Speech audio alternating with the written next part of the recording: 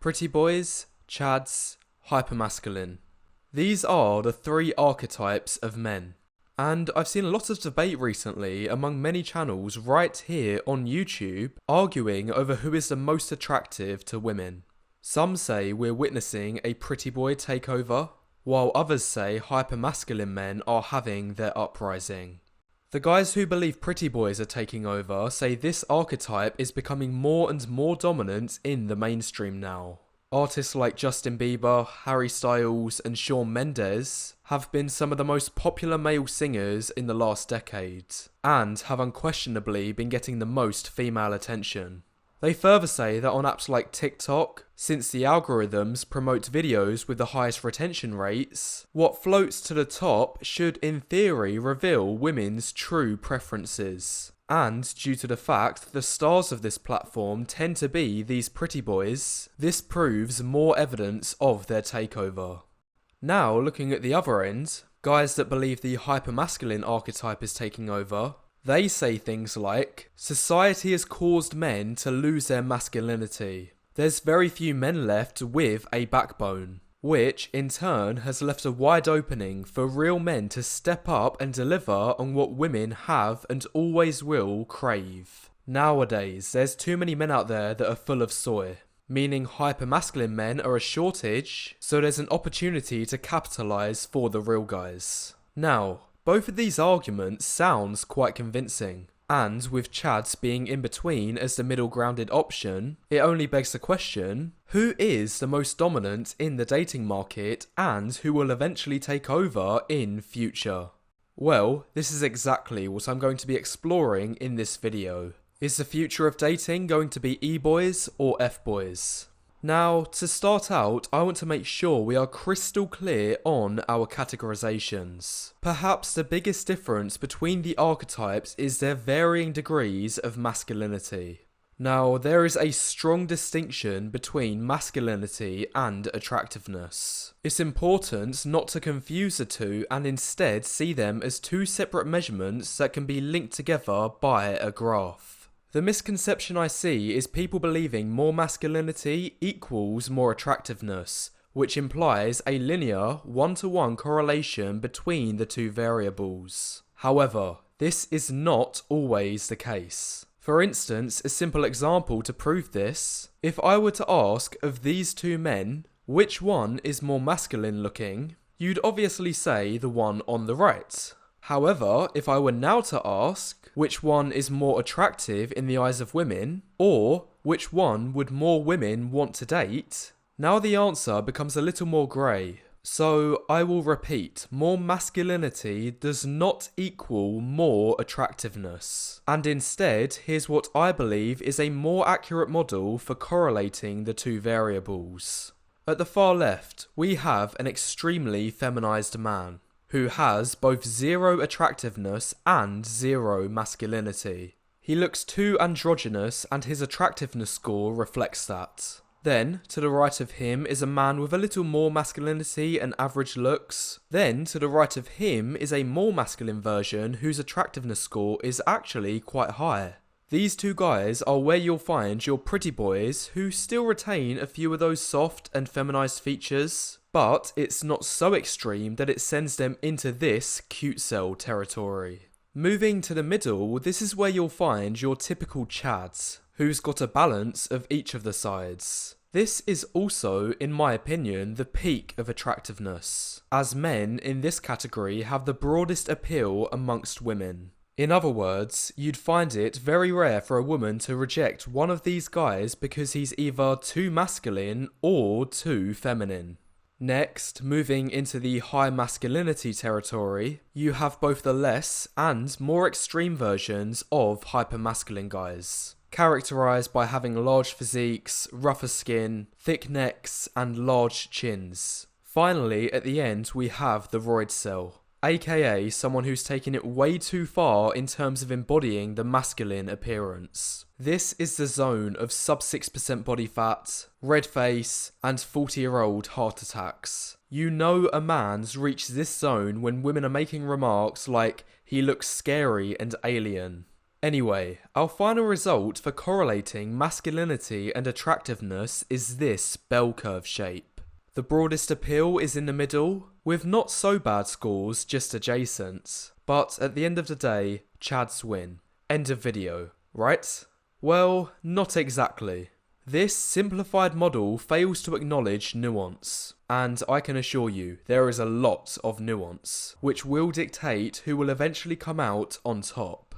The first thing this model doesn't take into account is supply and demand. Listen to this example. Let's say there's a population of 100 men and 100 women, and of the 100 women, 60 of them desire the Chad archetype. Meanwhile, just 20 of each of what's left have a preference for the pretty boy or hypermasculine. Anyway, based on this, if you're one of the guys, it surely makes sense to strive towards the Chad archetype, right? After all, this is in the highest demands. However, what if I told you more information? That out of the 100 guys, 90 of them are already trying to emulate the Chad archetype, while just 5 of each of the remainders are going for the pretty boy / hypermasculine. Now, in this situation, it makes a lot more sense to be working towards either the two niche groups. In fact, when you work out the supply and demand ratios, the pretty boys and hypermasculine have a 4-to-1 advantage in having access to women that demands their archetype, implying they are undersupplied and there's a gap in the market. Meanwhile, for those working towards becoming Chads, they actually have a 2-to-3 disadvantage, implying they are oversupplied.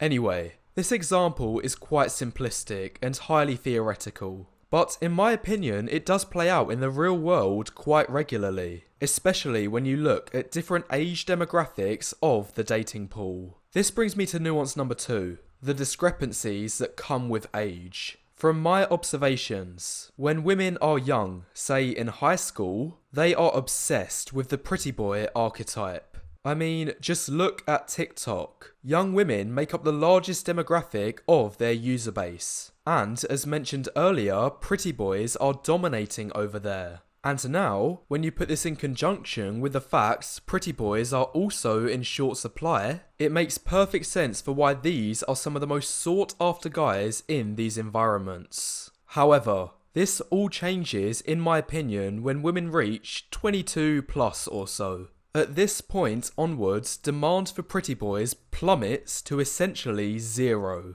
Now sure, there might be 1% of women who still hold it in their minds, but as for the rest, it becomes all about the Chads. From this point on, I'd say it's 80% Chads, 19% hypermasculine, and 1% for the has-beens. It's actually kind of funny. I'm 21 myself and I own a couple of pairs of skinny jeans. And I was talking to First Man, who said to me, "Mate, when you reach 22, those jeans have got to go.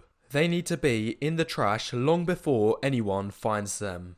Anyway, what I want to drill home on this point is that the way you market yourself should be massively influenced by how old you are and what demographic of women you're trying to pursue. The best example I could find showcasing this is the English actor Alex Pettyfer. Now, when he was young, he was the classic pretty boy archetype. And he got a lot of top acting roles playing the good-looking, charming schoolboy. Also, it's no surprise teenage women were all over him too at this point. But then, when he got older, he realised he couldn't stay in this appearance forever and he wasn't in any market for acting roles either given his age. So, he changed his appearance, which coincidentally lines up exactly with the Chad archetype. And now he was back on the forefront of playing frontline roles as the main male star of movies. And he's consistently featured in the rankings for Britain's top eligible bachelors.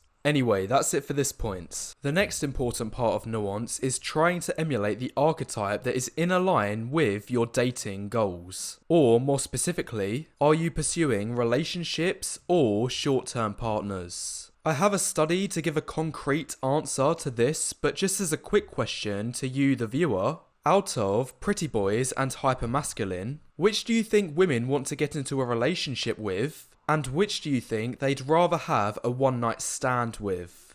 The answer, unsurprisingly, is relationship for the pretty boy and ONS for the hypermasculine. This is the study, and here are some direct quotes. 1. Masculine men are perceived as untrustworthy, emotionally cold, and more likely to be bad parents. 2. Furthermore, they are less likely to marry, more likely to divorce, and have more marital problems. 3. Meanwhile, feminized male faces signals pro-social traits which directly benefit women by increasing levels of paternal investments. So basically, hypermasculine men are seen in the eyes of women as these uncontrollable beasts. These are the guys that aren't great for relationships or marriage, but they are really going to rock the bed in the bedroom. Therefore, women are sure to look for this type of man when seeking a short-term fling. Meanwhile, for a feminized man, because of the link he has with increased paternal investments, women are more likely to chase him for commitment, relationships, marriage, etc. Anyway, what we can take away from this piece of nuance is based on your dating goals. If you're trying to market yourself for short-term hookups, your best bet is to go full F-boy mode. Put on 10 kg of muscle at the gym, take shirtless selfies and use them in your dating profile, and wear muscle-fit shirts everywhere you go. In contrast, if you're trying to market yourself for relationships, you'll find better success going the pretty boy route. You'll want to look like a typical boyfriend. Wear knitwear, oversized tees, get an e-boy haircut, and get your mum to iron all of your clothes. Now, the final piece of nuance I want to raise is playing to your strengths. This is important because you can't just decide, well, I want to be a player, so I'm just going to start talking like this, shave my head, and grow chest hair. You can't just decide this, because if it's not congruent with your genetic predispositions, then it'll be completely unfeasible for you to even attempt such a transition. For example, not all guys have naturally coarser skin, or look good with shaved heads. And heck, not all guys can even grow facial hair or body hair. It's hard to imagine this guy becoming a hypermasculine man even if he gave it his best efforts. So the point is, for many men out there, in fact I would actually say for the majority, it will be impossible to become the hypermasculine archetype because they simply lacked the genetic baselines to do so. Put more simply, there's only one Dwayne "The Rock" Johnson, and it's not like just anybody can become him through mixing up their appearance a little bit. This goes both ways too. If you're currently balding, good luck trying to run pretty boy game. Or if you've got facial wrinkles, I wish you the best on your e-boy journey. The point is, you need to play to what's available to you and works with the hand you've been dealt. If you have a wide jaw, thick eyebrows, and are starting to bald, it makes sense for you to pursue the hypermasculine route. Meanwhile, if you have luscious hair, smooth skin, and doe eyes, your best bet will be going the pretty boy route. So, finally, when we factor in all of these pieces of nuance, there's not one definitive answer for who women desires the most and therefore determines which archetype you should pursue. Instead, you need to take into account all of these factors and hopefully by the end reach a common sense answer for which archetype optimizes for you. Anyway, that's all the content for today. If you've enjoyed the presentation, make sure you press the like button and leave any thoughts you have in the comments below. And if you'd like to get a face rating, a link to my Fiverr page will be in the description. Thanks for tuning in, guys. I'll see you in the next one.